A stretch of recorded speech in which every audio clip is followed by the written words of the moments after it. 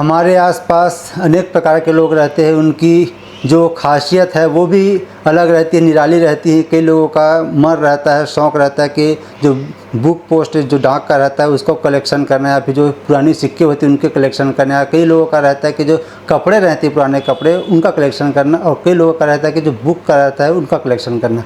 हमारे साथ जो मेहमान हैं वो सीनियर अधिवक्ता हैं, लगभग 100 वर्षों से ज़्यादा की पुराने पुस्तकें जो लॉ से रिलेटेड है वो कलेक्शन करते आ रहे हैं। दिनेश यदू जी हमारे साथ मेहमान हैं, आपका बहुत स्वागत है।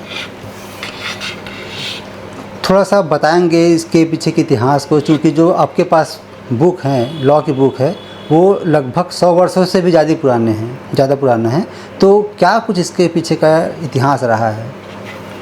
सबसे पहले तो मैं TNR न्यूज़ को, चैनल को धन्यवाद देना चाहता हूं, और आप लोग रायपुर से इतनी दूर से आकर के हमारी लाइब्रेरी की जानकारी जनता तक पहुंचाने का प्रयास कर रहे हैं, उसके लिए बहुत बहुत धन्यवाद प्रेषित करता हूं जी।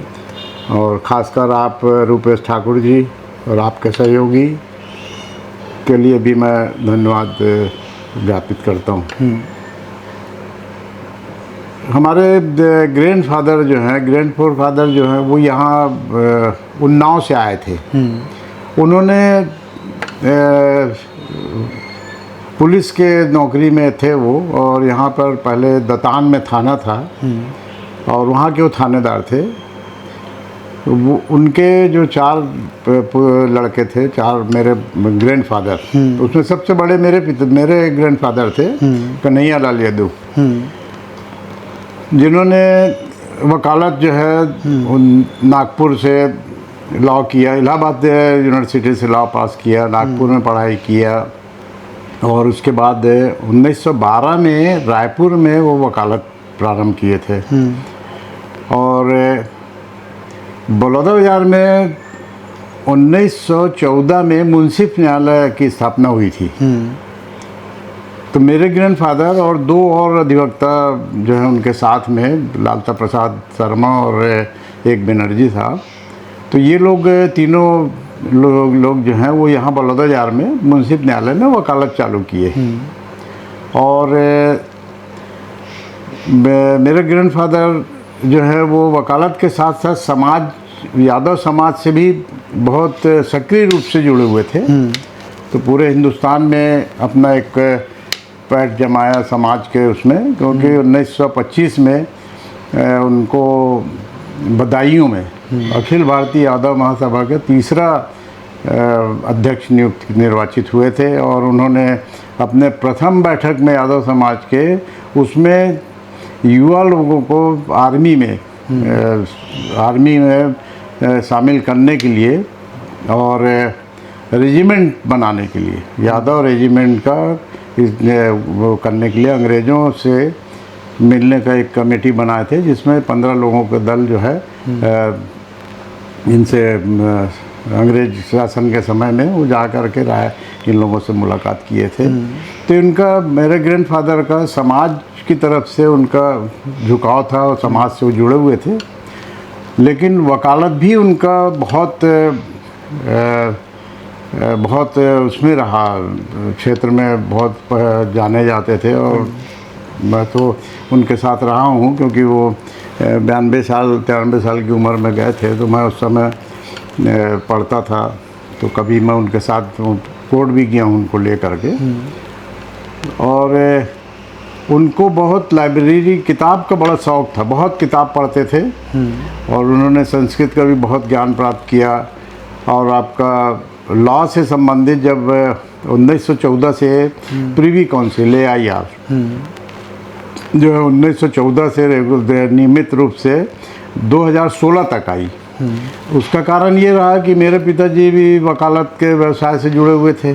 उन्होंने 1946 से वकालत चालू किया, जो 2011 तक के किए अपने जीवन पर्यंत। और उनको भी किताब पढ़ने का बहुत शौक़ था, तो लाइब्रेरी में जो किताबें आ रही थी उन्होंने उसको रेगुलाइज किया, बराबर नियमित रूप से सब किताबें आती रही है यार। AIR जो है हमारे यहाँ 1914 से 2016 तक के रेगुलर आई है। जी। AIR ऑल इंडिया रिपोर्टर जिसको बोलते हैं। 1900 पहले प्रीवी काउंसिल था, 1950 बाद जब संविधान आया अपना, तब अलग अलग स्टेट के फिर AIR जो है वो अपने इंडियन उसमें आ गया। उसके अलावा सिविल लॉ जजमेंट है, क्राइम्स है, और MPLJ है, JLJ है, ये सारी किताबें भी साथ साथ आ रही थी। जी। लॉ टाइम्स है, तो ऐसा किताबें जो है वो नियमित जो है वो अपने आती थी।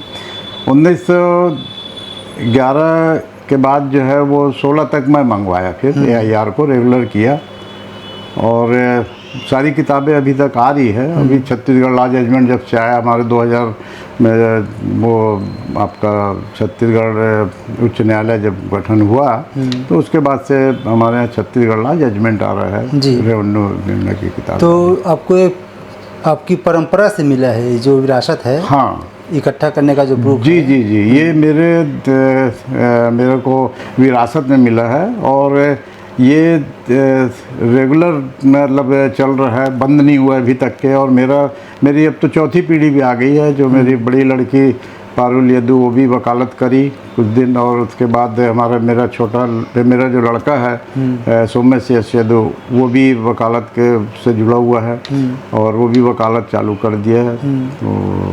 तो इस तरह से हमारी ये चौथी पीढ़ी है वकालत की। जी। कितनी बुक अभी वर्तमान में आपके लाइब्रेरी में होंगी?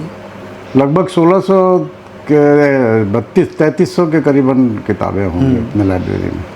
तो ये जितनी भी बुक है वो सब क्रिमिनल लॉ से ही जुड़े हुए हैं, सिविल लॉ से जुड़े हुए हैं, कि इसके अलावा भी जैसे और से बहुत सारी किताबें होती है, तो उनका भी आप इच्छा रखते हैं कलेक्शन करने? नहीं, इसमें हर तरह की किताबें हैं।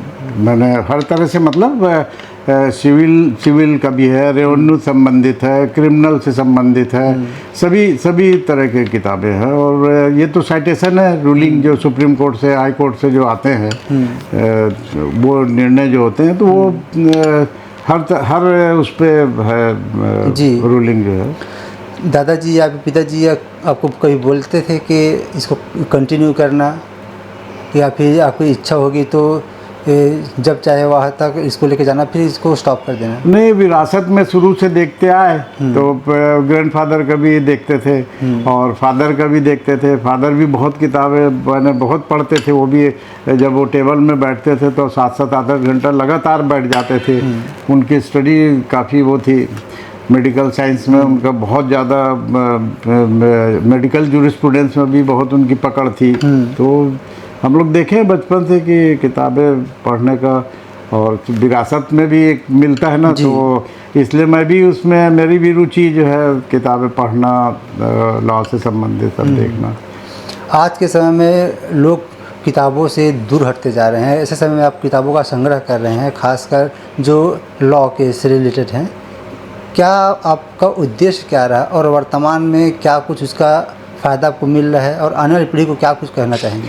देखिए, किताब को पढ़ करके करना, और आजकल जो कि डिजिटल समय आ गया। हाँ, सब डिजिटल उसमें आ गया है, तो सब उसमें देखते हैं, और बहुत शॉर्ट है, खोले देखे और उसको जितने की ज़रूरत है उतने कर ले। लेकिन किताब की एक खासियत ये है कि जैसे आप जिस सेक्शन के लिए पढ़ रहे हैं, उदाहरण ले रहा हूँ, जैसे कि भाई अपन जिस सेक्शन के लिए पढ़ रहे हैं, लेकिन जब किताब खोलते हैं तो हमको और भी चीज़ें उसमें दिखने को मिलती है, तो हम उसको भी स्टडी कर लेते हैं साथ साथ, और उसी समय उसको अपन एक साइड से नोट कर लेते हैं। ये मेरे पिताजी में बहुत एक खासियत थी कि जितनी भी किताबें वो पढ़ते थे और जो काम की साइटेशन रूलिंग रहती थी, वो अपना एक अलग से डाइजेस्ट बना लिए, हर एक उसके मामले से संबंधित, चाहे वो व्यवहार न्यायालय से संबंधित हो, चाहे क्रिमिनल से संबंधित हो, चाहे रेवेन्यू से हो, तो सभी उसके धारा का वो एक उनका अलग से वो बन गया है डाइजेस्ट जो है। जी। तो उसमें ये एक सहूलियत होती है, जैसे एक दिमाग में रहता है कि भाई हाँ इसके बारे में मैं पढ़ा था और ये नोट किया हूँ, तो उस साइटेशन को हम तुरंत जो है निकाल लेते हैं। सामने हमारी किताब रखी हुई है, किताब निकाल करके हम उसको देख लेते हैं, फिर कोर्ट में उसको पेश करते हैं। जी, आप भी बहुत लंबे वक्त से वकालत से जुड़े हुए हैं, आप सीनियर अधिवक्ता भी हैं, तो कितना कुछ प्रभाव पड़ता है जब लगातार आप कांटेक्ट में रहते हैं बुक की? हाँ, मैं 1984 से वकालत कर रहा हूँ और क्योंकि फादर को भी देखता था पढ़ते, मैं भी पढ़ता हूँ, तो मेरी भी आदत है कि मैं ये जो डिजिटल उसमें जो है वो उसमें मेरे को उतना रुचि नहीं है जितना किताब में है। तो मैं जैसे केस को तैयार करता हूँ तो जितने भी साइटेशन है उसका एक बनाते चला जाता हूँ। जितने दिन केस चलता है तो उसमें उस पॉइंट पे यहाँ से रूलिंग निकाल करके उसमें नोट कर लेता हूँ अपने प्रकरण में। जी, क्या आपके बाद आपके जो आने वाली पीढ़ी हैं, जैसे आपके बेटी, आपके बेटा, इस परंपरा को आगे बढ़ाएंगे? निश्चित, क्योंकि मेरा सोमेश का जो है वो भी किताब पढ़ने का बड़ा शौकीन है और वो तो लिखता भी बहुत अच्छा है और वो इसको आगे बढ़ाएगा, पूरी मेरे को उम्मीद है कि वो जी, मेंटेन करेगा।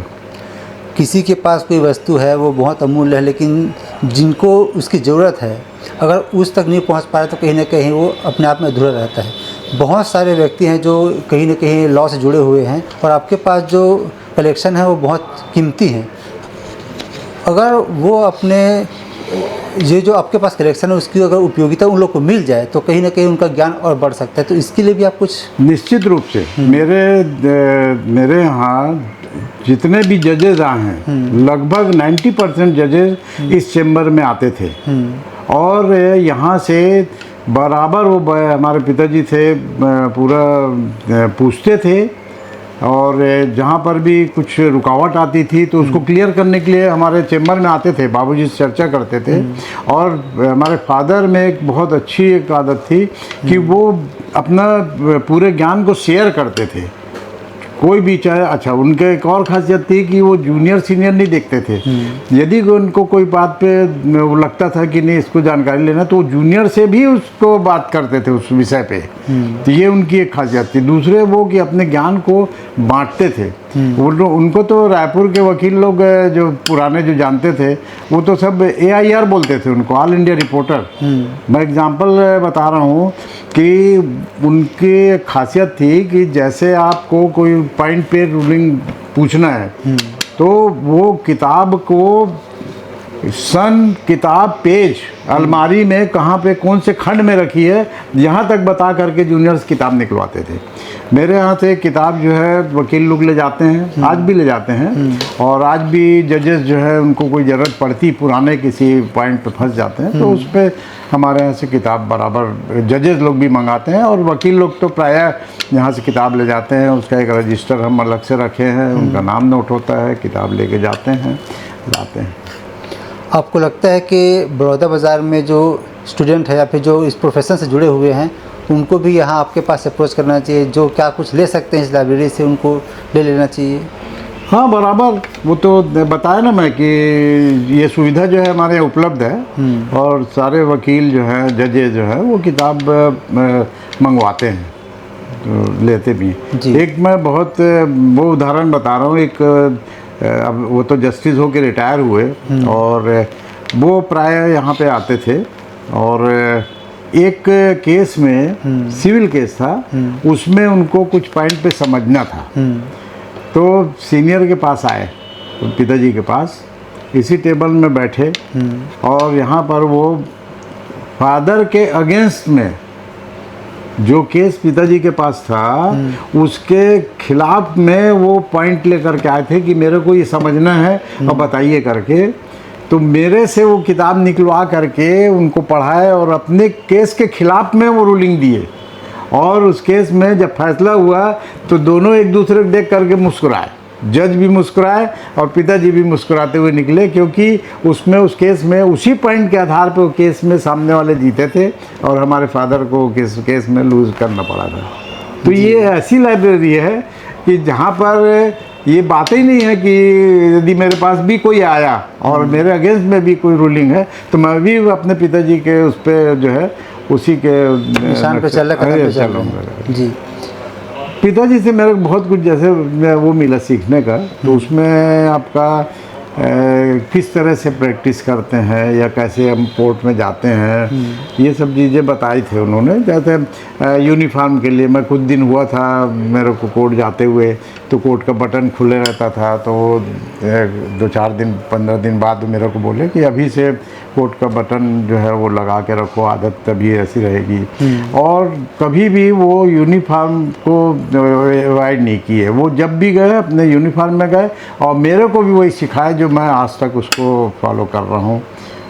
तो केसेस के बारे में भी बहुत अच्छे से समझाते थे, पक्षकारों को कैसे डील करना है, न्यायालय में कैसे खड़े होना है, न्यायालय जब तक के तुमको कोई पेश करना है तो न्यायालय खुद जब तक ना बोले कि कैसे कुछ काम था, क्या क्या बात है वगैरह साहब, तब आप सामने बहुत सारी बारीकी बातें जो है वो उनसे सीखने को मिली और उसको मैं फॉलो कर रहा हूँ। और मेरा लड़का सोमेश भी जो है वो सब चीज़ों को बहुत अच्छे से मानता है। जी, तो हमारी टीम की मौजूदगी भी वर्तमान में है बड़ौदा बाज़ार में। जो यहाँ लाइब्रेरी है दिनेश सिद्धू जी का, उनका जो 4 पीढ़ी लगातार वकालत करते आ रहे हैं, जज भी रहे हैं, उनके पास जो लाइब्रेरी हैं जिसमें सिविल केसेस और क्रिमिनल केसेस दोनों की किताबें 114 वर्षों से ज़्यादा पुरानी पुस्तक उसके पास हैं।